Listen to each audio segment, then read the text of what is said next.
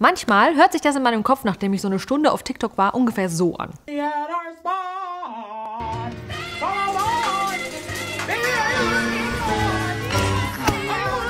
Wir reden auf diesem Kanal ja sehr oft über TikTok-Trends, aber über die wahrscheinlich größte und wichtigste Sache auf der Plattform haben wir bisher noch gar nicht gesprochen und das ist Musik. Musik ist, wie TikTok selbst sagt, nicht nur das Herz der Plattform oder der Kleber, der alles zusammenhält, sondern mittlerweile auch verantwortlich dafür, was in den Charts gespielt wird, wie sich dadurch die Musikindustrie oder ganze Songs verändern und auch, wer dadurch mehr oder weniger über Nacht zu einem Star wird. Und ich wette, ein paar der Songs, die durch die Plattform bekannt geworden sind, habt ihr vielleicht auch schon mal gehört, egal ob ihr auf TikTok unterwegs seid oder nicht. Zum Beispiel, weil sie durch Tänze bekannt werden.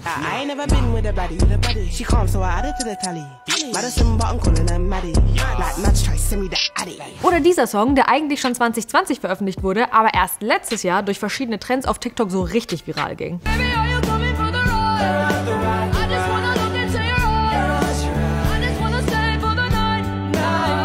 Und manchmal sind diese Songs nicht nur irgendwelche Memes oder Tänze, sondern haben auch eine richtig schöne Message. Wie der Song I Am Woman. Der wurde über Nacht riesig und so viele verschiedene Menschen haben sich mit diesem Sound gezeigt und sind dann sogar im Musikvideo gelandet.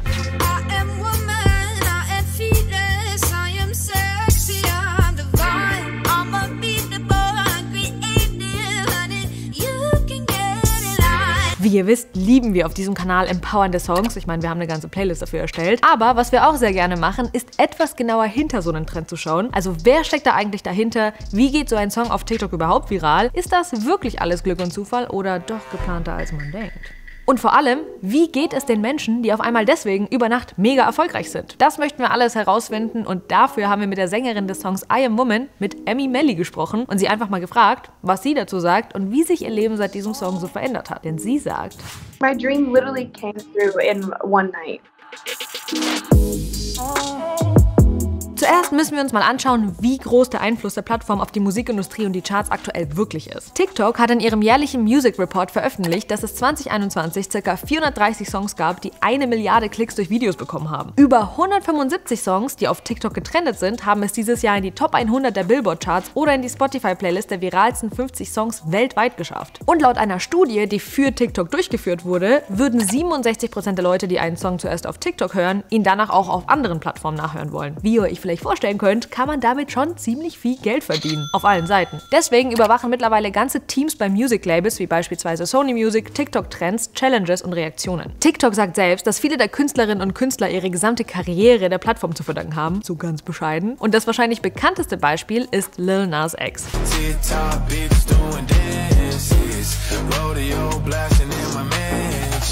Er wurde vorher als College-Abbrecher beschrieben, der kurzzeitig bei seinen Geschwistern oder seiner Oma schlafen musste. Und nachdem er mehrere Memes auf allen möglichen Plattformen zu seinen Songs gepostet hat, hat ausgerechnet TikTok dafür gesorgt, dass er mit Old Town Road und der Yeehaw Challenge durch die Decke ging.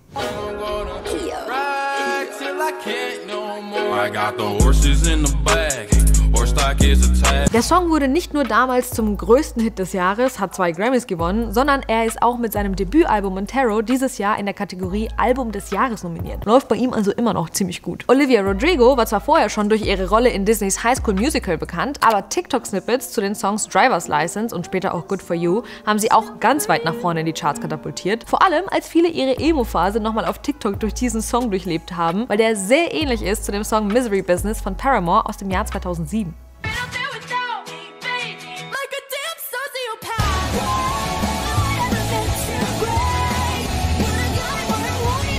Erinnert ihr euch noch an 2007? Also ich hatte keine Emo-Phase. Ich hatte so eine Phase, wo ich hatte auf jeden Fall bunte Schuhe, bunte Extensions, also auch unterschiedliche Schuhe.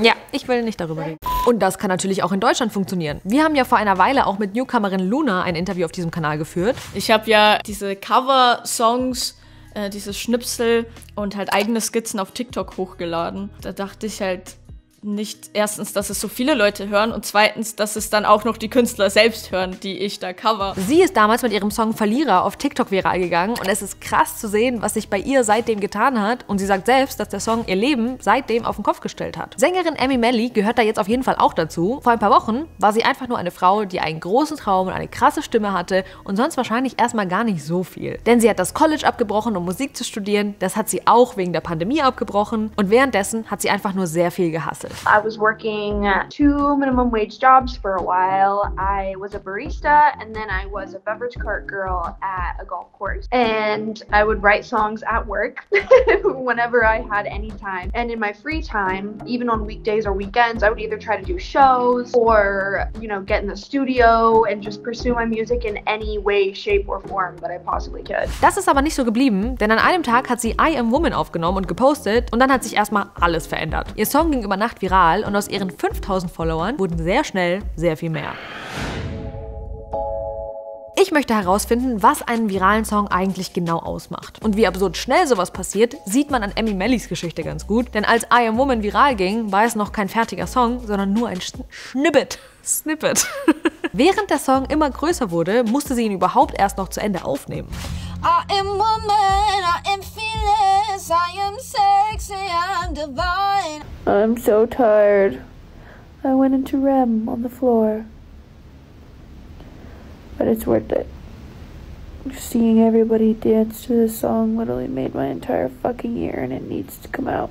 Irgendwas ist in diesen ersten 18 Sekunden, das einen Nerv getroffen hat. Denn das war der Teil, der alle gecatcht hat, wozu alle perfekt Videos machen konnten, um sich selbst von allen möglichen Seiten zu zeigen. Für sie hat sich das angefühlt wie eine ganze Bewegung, die daraus entstanden ist. I think it kind of became a movement after I saw how many women were sharing their motherhood videos, were sharing their talents, like women who are in sports, these female athletes, the body positivity videos, people sharing their art. Like it just was an explosion of women loving themselves. It was very obvious that women needed not only music, but something to connect to, something to uplift them and remind them that it's okay to be all those things, it's okay to be unique, and that we are strong even though we are feminine, and we can also be masculine. I didn't hear anybody talking about those things at this moment in time. Daran merkt man aber auch, in erster Linie ging es hier überhaupt nicht so richtig um den Song, sondern eher um alle anderen und was sie daraus gemacht haben. Und das sagt auch Medienwissenschaftler Matthias Pazerni in einem Artikel, den ich dazu gefunden habe. Er untersucht, wie sich TikTok von anderen Medien für Musikstreaming unterscheidet und sagt, dass Musik auf TikTok so funktionieren muss, dass da viel reininterpretiert werden kann. Also er sagt, es geht eher darum, wie einfach man verschiedene Videoideen zu einem Song machen kann. Und das verändert auch die Art und Weise, wie Songs mittlerweile gemacht werden. Denn wenn sie auf TikTok funktionieren, funktionieren sie auch auf anderen Plattformen. Und das heißt laut ihm, der beste Part, also die Hook, kommt direkt an den Anfang, lange Intros fallen weg, Songs werden immer kürzer. Auch wenn es diese Entwicklung nicht erst seit TikTok gibt. Und es hilft vielleicht auch, wenn die Lyrics besonders einfach sind. Just the statement, I am woman, I am fearless, it grabs you. Like it's such a powerful but simple thing to say. And on TikTok, it's so easy to just keep scrolling and, la-di-da. But like you said, within those first 18 seconds, it was already like, no, you're gonna listen to what I'm saying. I'm woman, I'm fearless. So, do you think a lot of musicians start writing music differently because of that? Sometimes I feel like it all kind of starts to sound the same after a while. And I think artists lately, because of TikTok, have fallen to rushing a product. Like I feel that I Am Woman was rushed because I was under such demand to put it out and give it to everybody, and I wanted to. But I do feel that I was rushed a little bit, and I do feel that artists on TikTok can sometimes either switch their lyrics to start with a hook in the beginning, or they are only trying to write catchy songs. And I don't necessarily think that that's always a positive thing. Ein nicer Song reicht aber manchmal nicht aus, denn der Algorithmus muss auch mitspielen. Und was dann genau auf TikTok noch alles passieren muss, damit ein Song viral geht, ist gar nicht so einfach zu sagen, denn die Plattform geht leider nicht so offen damit um, wie der Algorithmus genau funktioniert. Was man weiß, der Algorithmus schlägt vor allem Videos vor, die man sich lange oder sogar mehrmals anschaut. Wir können also schon auch mitbestimmen, was gepusht wird und was nicht. TikTok betont aber, und das ist das Besondere an der Plattform, die Followerzahl ist komplett irrelevant für den Erfolg. Heißt also, alles kann jederzeit viral gehen, egal ob du bekannt bist oder nicht. Wie berechenbar und planbar das Ganze aber auch sein kann man auch anhand von Megan Thee Stallion und ihrem absoluten Mega-Hit Savage sehen. I'm a savage, yeah. Classy, bougie, ratchet, yeah. Sassy, moody, nasty, yeah. Hacking, stupid, what's happening? What's happening?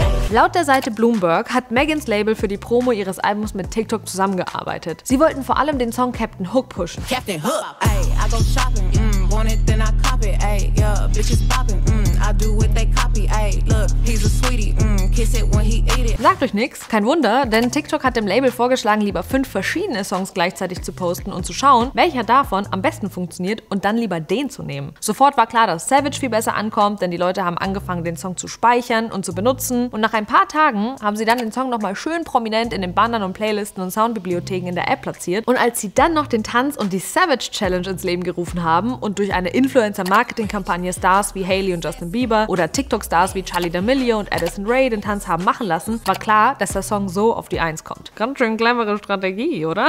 Und während TikTok zwar sagt, dass Trends auf organische Art und Weise passieren, gibt es immer wieder Influencer, die darüber berichten, dass sie zum Beispiel wöchentlich Mails bekommen mit Anleitungen darüber, welche Videos sie machen sollen, um mehr Reichweite zu kriegen. Oder wie sie mit speziellen Managerinnen und Managern aus dem Creators Program sprechen können, die dann dafür sorgen können, dass innerhalb von einer Stunde ein Video auf magische Art und Weise doch mehr Likes bekommt. Das hat dieser TikToker mit 2 Millionen Followern dem Rolling Stone Magazin erzählt. Und selbst Accounts, die was komplett anderes zeigen, wie Schleim oder diese befriedigenden Videos, wo irgendwas zerquetscht wird, liebe die, auch die sollen teilweise von Labels dafür bezahlt worden sein, bestimmte Sounds im Hintergrund zu verwenden. Das sollen Leute aus dem Musikmarketing dem Magazin Insider erzählt haben. Ich persönlich finde es schwierig, weil wir auf den ersten Blick aktuell überhaupt nicht mehr wirklich nachvollziehen können, ob jemand, der einen Tanz oder eine Challenge macht oder einen Sound verwendet oder so, das macht, weil er dafür bezahlt wurde oder eben nicht. Hat ein bisschen was von Schleichwerbung, oder was sagt ihr? Vielleicht stört euch das Ganze ja auch gar nicht. Schreibt es mir auf jeden Fall gerne mal in die Kommentare, was ihr davon haltet. Und manche Geschichten sind vielleicht auch ein kleines bisschen zu schön, um wahr zu sein. Vielleicht kennt ihr den Song ABCDEFU von Gayle. Er ist gerade zu diesem Zeitpunkt, wo wir dieses Video aufnehmen, auf Platz 1 der Spotify Global 50 Playlist, auch in Deutschland. Der ging auch dank TikTok ziemlich ab.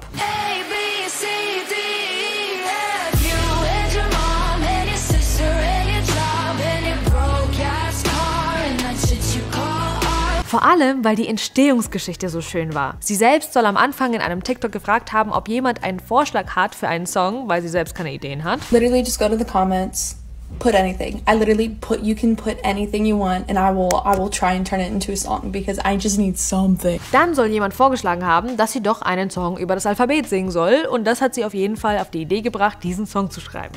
A, B, C, D, E, F, U, and your mom, and your sister, and your job, and your broke ass car, and the shit you call art. Das haben so viele Leute gefeiert. Das Ganze hat richtig viel Fahrt aufgenommen. Ihr Song wurde im Radio gespielt. Sie ist groß auf dem Times Square zu sehen. Das volle Programm. Doch dann hat ein TikToker mal genauer hingeschaut und herausgefunden, dass die Person, die den Kommentar geschrieben hat, vielleicht doch mehr wusste, als man vermuten würde. But if we look at the comment, we'll see this account name. And if we go to this account name, we'll see it's private. But if we look her up on Google, we see her on LinkedIn. In fact, we see her as a digital marketing manager at Atlantic Records. And if we look up Gayle, we'll see that she's actually on Atlantic Records. Was? Es ist keine komplett spontane, originelle Idee gewesen, sondern es war geplant und die Musik- und Social-Media-Welt haben uns angelogen?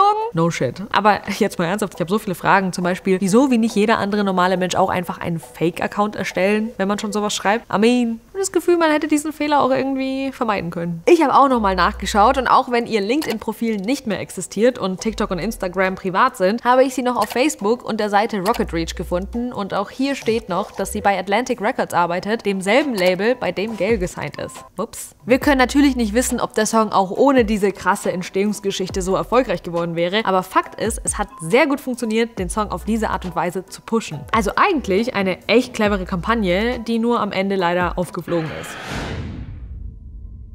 Ein viraler Hit heißt aber noch lange nicht, dass danach direkt eine ganze Karriere entstehen wird. Auch das hat was mit dem Algorithmus zu tun, denn der Algorithmus schlägt nicht unbedingt allen Followern, die man jetzt gesammelt hat, auch alle neuen Videos vor. Ich kann mir vorstellen, dass man da vielleicht einen riesen Druck verspürt, das nächste Mal auch so abzuliefern. I keep thinking like, you know, the internet moves so fast, like I have to move with it. That's just kind of part of my job now. Like I have to pay attention, I have to keep up, I have to hope for another viral hit. But at the same time, that is such an unhealthy pressure to put on yourself and it can impede the creative process. I wasn't trying with I Am Woman. I literally just posted what I thought was awesome and beautiful to me and it took. So I think that if I write another song that people are ready and open and needing to hear with a good message, then it'll just do its thing. Und bei der ganzen Sache kann es durchaus mal sein, dass die mentale Gesundheit der Leute zu kurz kommt, denen das passiert. Auf Emi Mellys Account ist mir vor kurzem dieser TikTok aufgefallen, in dem sie selbst sagt, dass ihr diese diese App zeitweise ganz schöne Angstzustände gegeben hat. I just think